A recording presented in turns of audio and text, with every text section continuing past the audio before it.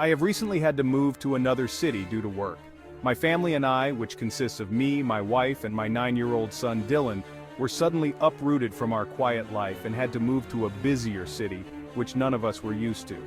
My wife had to find another job in the city, and my son had to leave friends behind and start at a new school, which I hoped would all be worth it for the sizable pay rise that I was receiving. We have been moved into our new house for about a month now, and everyone seems to be adjusting to the new lifestyle that we now have. My wife has found a new job, which she enjoys, and she has made a number of new friends there. My son has also settled in well to the new school. He is in the 3rd grade and due to being in a busier city, is in a larger class than he is used to. I don't think he minds though, he has already made a few friends that have helped him adjust to the new school. His teacher, Mrs. Wagner, was a younger woman around 30, who Dylan seemed to really like.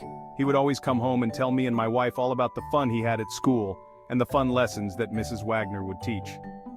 I had only met her the once when I dropped Dylan off at school on the first day, and as far as I could tell, she was a very nice lady.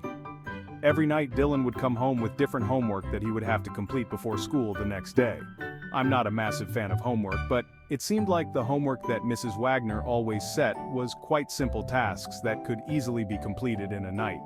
One night, Dylan had to ask a parent find out what their parents did for work and ask 3 questions about their job, and another night he had to research their favorite animal and find out 3 interesting things about it. It was always simple tasks like that, or it was simple worksheets that Dylan could complete in half an hour or so. Every night, I would ask Dylan what his homework was for that night, and then I would help him with it if he needed help. That's when I noticed the homework becoming a little bit strange. One night, in Dylan's 3rd week of being in the new class, he came home, looking upset. I asked him when he entered the kitchen what was wrong, and he told me that everything was okay. I then asked him what his homework was for that night, and he told me that he didn't have any for that night.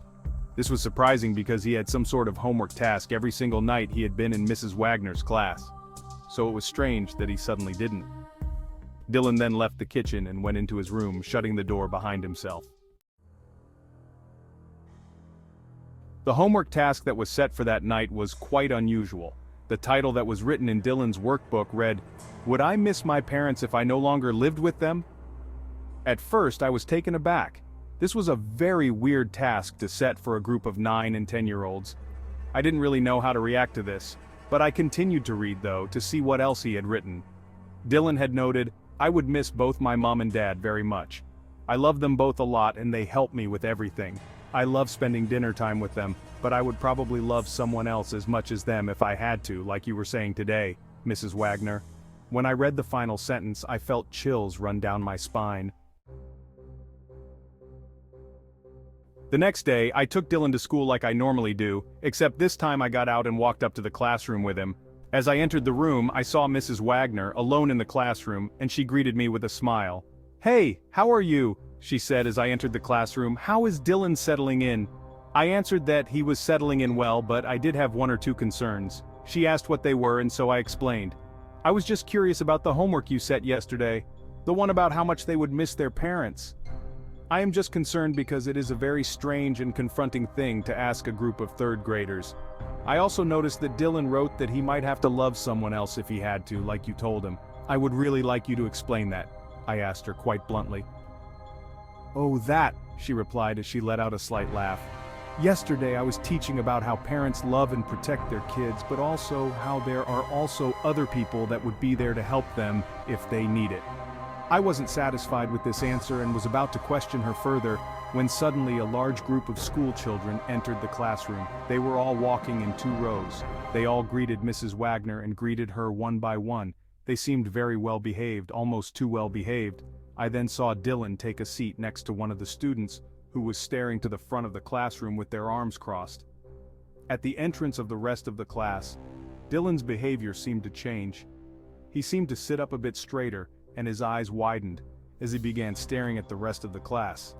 I looked around and noticed that all of the students were staring at the same spot. All their eyes were pointed at Mrs. Wagner. Something didn't feel right, but I knew that Dylan needed to stay at school, and this was probably some sort of morning routine they had.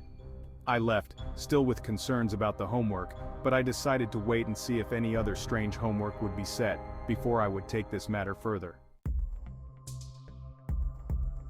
I decided that I would pick Dylan up from school though, and so I left work a little bit early and drove over to the school. The school bell rang and soon all of the students were dismissed and starting to come out of the school gate. Most of the kids came running and screaming out of the gate, apart from Mrs. Wagner's class. They all walked out in a line, walking in time. This disturbed me. I had never seen a group of students so well behaved, especially even after the school bell had rung. Dylan walked over to the car and hopped in. He didn't say anything and sat in his seat, staring straight forward. I asked him if he was okay and he just replied with the word yes. I drove him home in silence, and when we got home and inside, Dylan went straight to his room and closed the door. I knew something was definitely wrong, but I didn't know what. I decided to leave him alone until my wife got home and I would tell her everything that had been going on. He held out the notebook and I took it out of his hands and read the homework task for tonight. Written on the top line of the page was one task. Research the best way to inject your parents with anesthetic. I barely finished reading the sentence when I felt the sharp pain in my neck, and I looked down and saw the needle sticking out of the side of my neck. Dylan was holding the other end of the needle, a blank stare on his face. Everything started to go black, and the last thing I remember seeing is Dylan staring down at me as I lay on the floor. I don't know how long I was out, but I was awoken by my wife screaming and crying. I woke up startled as she continued to scream, "He's gone! Dylan's gone!" She kept screaming. I looked up at her and the first thing I saw was the small pin prick that was on the side of her neck. She had been injected too. I didn't know what to do, but I knew I had to find my son. I tried my best to get up, but I think the drug hadn't properly worn off yet because I still couldn't move properly. I could move my arms, so I managed to get my phone out of my pocket and dial the police. I explained to them what had happened, and they said that they would send officers out and would begin looking for Dylan. I then noticed that it was already 9 in the morning, and so I decided to ring the school and see if Dylan had gone there. I dialed and a lady answered the phone. I asked if she had seen Dylan from Mrs. Wagner's class. "No, I am very sorry, but we haven't seen him today. In fact, we haven't seen anyone from Mrs. Wagner's class today. They are all absent, which is very odd because Mrs. Wagner hasn't shown up for work either today," the lady on the phone said. I hung up and sat in silence for a moment. My wife had heard what the lady said, so she also just sat there in total silence. That was all 3 weeks ago, and Dylan is still missing, along with Mrs. Wagner and the rest of his classmates. All the parents of the kids in Dylan's class have the same story. They were injected with something by their own children, and when they woke up, their child was gone. No one knows where they went, but we all had the same questions. Were they all together? Was Mrs. Wagner with them? Was this all planned? Why were all the students acting so strange in the day leading up to this? Were they hypnotized or drugged, or maybe something even more sinister was happening?